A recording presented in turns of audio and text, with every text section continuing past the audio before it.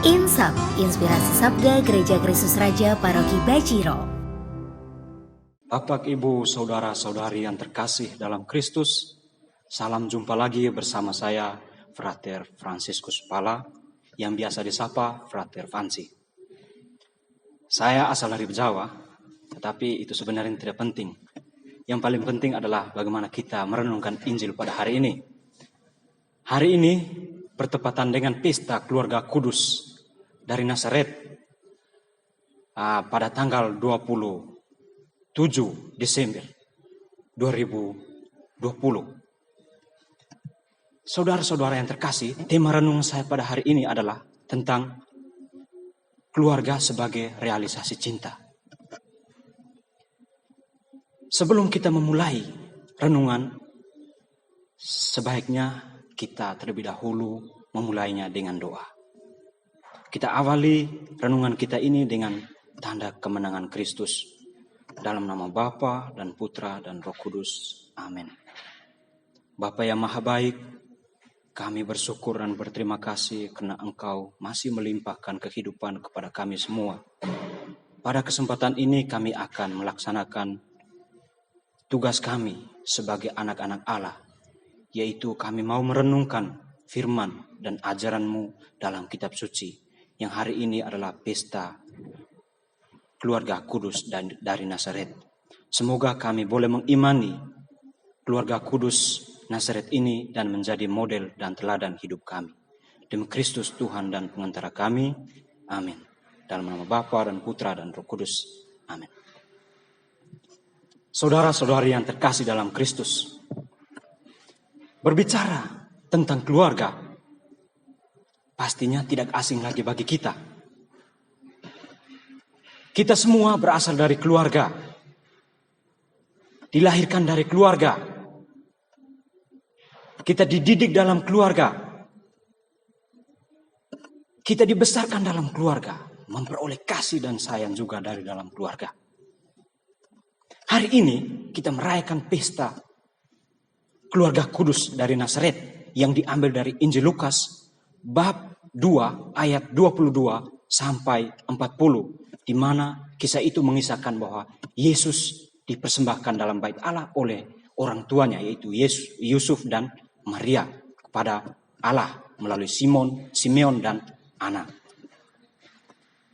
Saudara-saudara, pesta ini adalah masa transisi antara pesta kelahiran Tuhan, yaitu Natal dan Paskah. Pesta ini dirayakan 40 hari setelah kelahiran Tuhan. Saudara-saudari, apa maksud penginjil Lukas menampilkan kisah ini? Maksudnya adalah untuk memperkenalkan kepada orang-orang yang bukan Yahudi tentang salah satu tradisi yang paling khas dalam keyahudian mereka, yaitu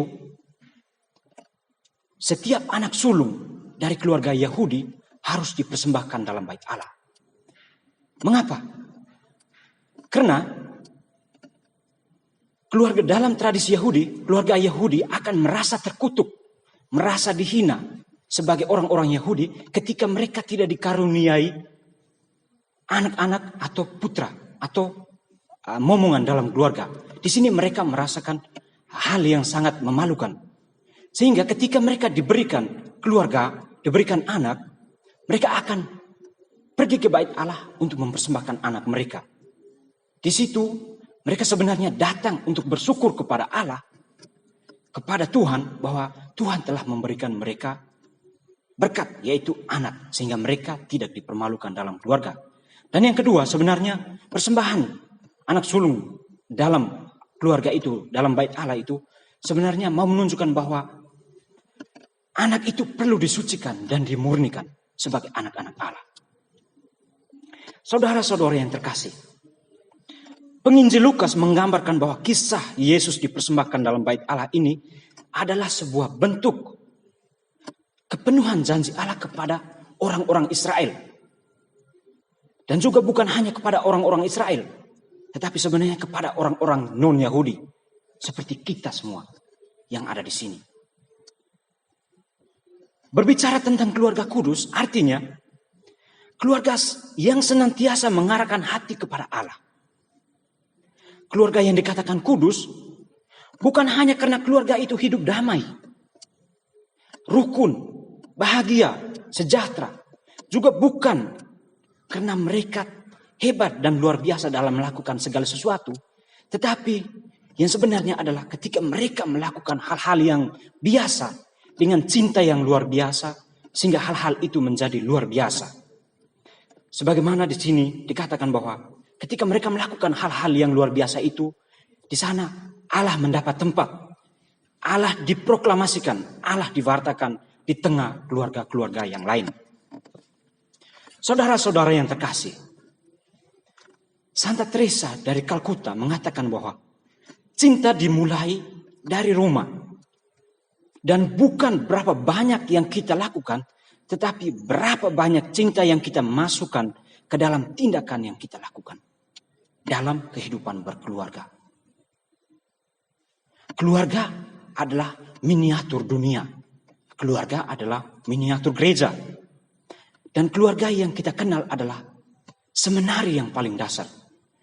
Yang mana di sana ditanamkan cinta dan kasih sayang dari keluarga, dari ayah dan ibu kepada anak-anaknya.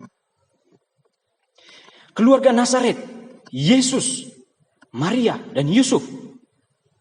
Walaupun mereka dikatakan kudus, sebenarnya mereka tidak terlepas dari yang namanya ancaman dan bahaya. Yang mana mereka pun diancam untuk dibunuh ketika Yesus masih bayi. Sehingga mereka harus lari ke Mesir. Dan kita lihat dalam sejarah kehidupan Yesus pun, Yesus dibenci, dimusuhi. Bahkan ia harus rela mati di atas kayu salib. Ini bukti bahwa keluarga kudus pun tidak terlepas dari yang namanya ancaman dan bahaya. Kita dalam keluarga sehari-hari pun demikian. Ketika kita mengalami masalah atau problem, kita mengalami tantangan, sebenarnya di situ kita diuji, kita dimurnikan. Bagaimana suatu hari kelak kita akan menjadi keluarga yang setia dan taat kepada Allah. Saudara-saudara yang terkasih, keluarga kudus yang paling saya takjubkan di sini adalah bagaimana mereka, walaupun dalam tantangan hidup yang begitu keras, mereka masih menyisihkan tempat di mana Yesus dilahirkan di sana. Bagaimana Allah ada di dalam keluarga mereka. Di sini saya mengartikan bahwa Allah adalah yang paling utama dalam hidup mereka. Pertanyaan untuk kita refleksikan. Apakah dalam keluarga kita masing-masing masih memiliki tempat untuk Allah? Ataukah jangan-jangan keluarga kita sudah menjadi lapangan untuk pertempuran? Jangan-jangan keluarga kita sudah menjadi kebun binatang. Jangan-jangan keluarga kita sudah dibangunkan ring tinju. Yang mana di sana kita terjadi, di mana kita mulai melakukan pertentangan, pertempuran, mulut, pertengkaran yang tidak ada ujungnya. Di mana tidak ada perdamaian di sana. Apakah jangan sampai demikian? Tetapi saya berharap tidak demikian.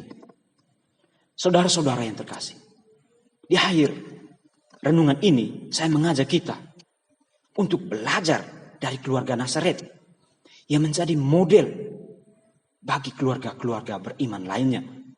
Yang mana mereka percaya akan Allah. Mereka memberikan tempat bagi Allah dalam keluarga mereka.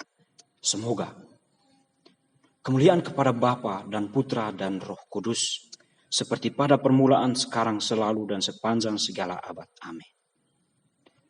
Marilah kita siapkan hati untuk menutup renungan kita ini dengan doa singkat. Marilah kita berdoa dalam nama Bapa dan Putra dan Roh Kudus. Amin. Allah yang Maha Kasih, sekali lagi kami bersyukur dan berterima kasih atas segala anugerah-Mu yang Kau limpahkan ke dalam keluarga kami masing-masing. Ya Bapa, semoga kami terus belajar dari keluarga Nazaret yang senantiasa menanamkan cinta dalam keluarga mereka dan memberikan tempat yang layak untuk kehadiran Putra-Mu dalam keluarga mereka. Semoga kami di tengah-tengah lingkup hidup modern ini, kami semakin meneladani hidup mereka dan membiarkan diri kami percaya sepenuhnya kepadamu. Demi Kristus Tuhan dan pengantara kami. Amin. Dalam nama Bapa dan Putra dan Roh Kudus. Amin.